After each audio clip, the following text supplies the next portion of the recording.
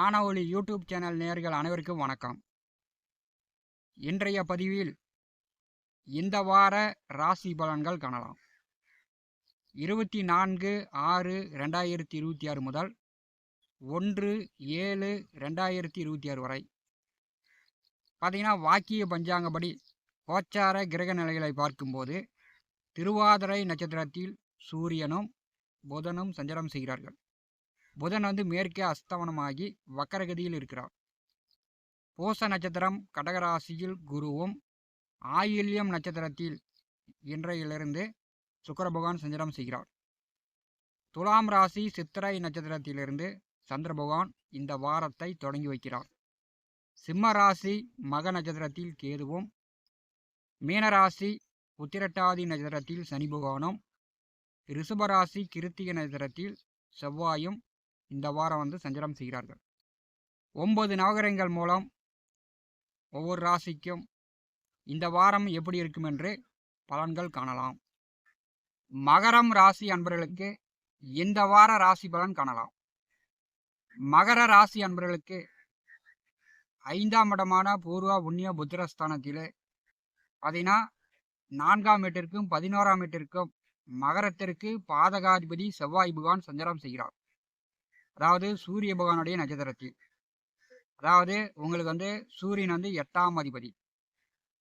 மகர ராசிக்கு 5வது வீட்டிலே செவ்வாய் செல்லும் போது பூரிய சொத்து சார்ந்து உங்களுக்கு கோர்ட்டு கேஸு வழக்கு வில்லங்கம் ஏதாவது சட்ட சிக்கல் இருந்துச்சுன்னா, இப்போ இந்த வாரம் கோர்ட்டு கேஸு வாய்தா வந்துச்சுன்னா உங்களுக்கு சாதகமான தீர்ப்பு வரத்துக்கு வாய்ப்புண்டு. 5வது வீட்டிலே செவ்வாய் செல்லும் போது உங்கள் குழந்தைகளுக்கு, அதாவது உங்கள் பிள்ளைகளுக்கு படிப்பு சார்ந்து அவங்களுக்கு கொஞ்சம் மந்தமான நிலை ஏற்படும். அதிகமாக கோவம் வரும், அதிகமாக கோவிச்சுக்காங்க, அவங்களுக்கு ரோஷம் அதிகமாக வரும். 5வது வீட்டிலே செவ்வாய் பகவான் செல்லும்போது உங்கள் பிள்ளைகளை அடிக்காமல் திட்டாமல் இந்த வாரம் பார்த்து கொள்வது நல்லது. மகர ராசிக்கு 7வது வீட்டிலே குரு சுக்கிரன் சேர்க்கை.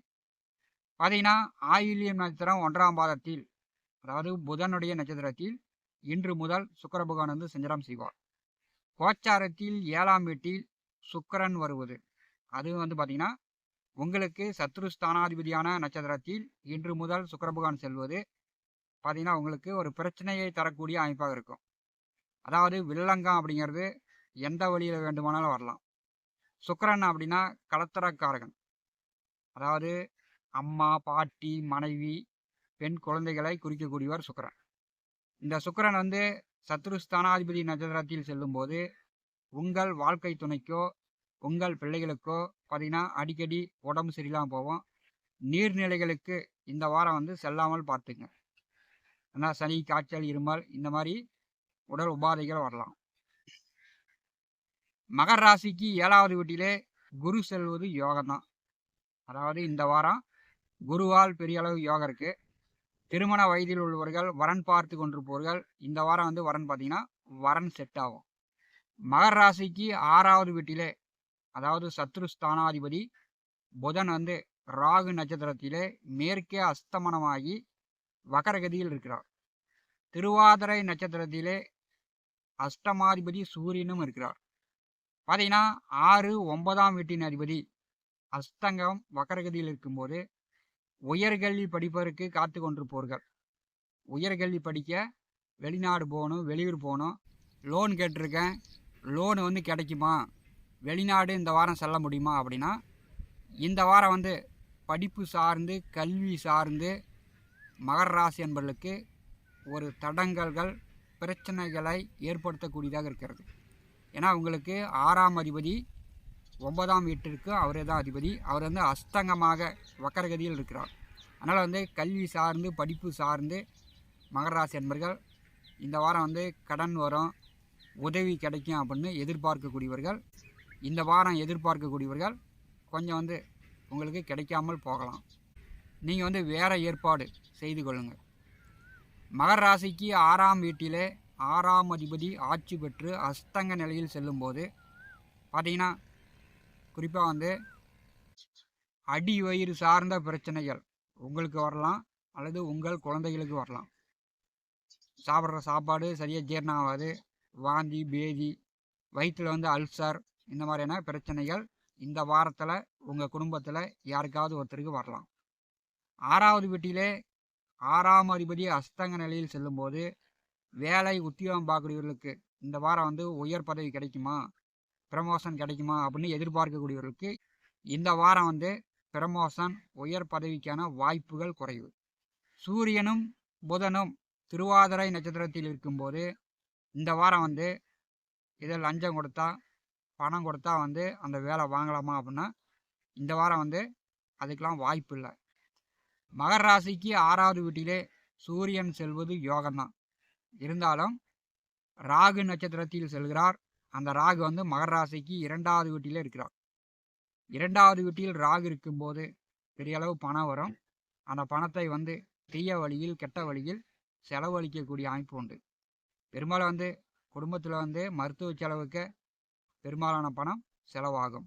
அப்படி இல்லைன்னா மது, போதை, இந்த மாதிரியான கெட்ட விஷயங்களுக்கு மகர ராசி என்பர்கள் அதிகமான பணம் செலவழிக்கக்கூடிய சூழ்நிலை உண்டு.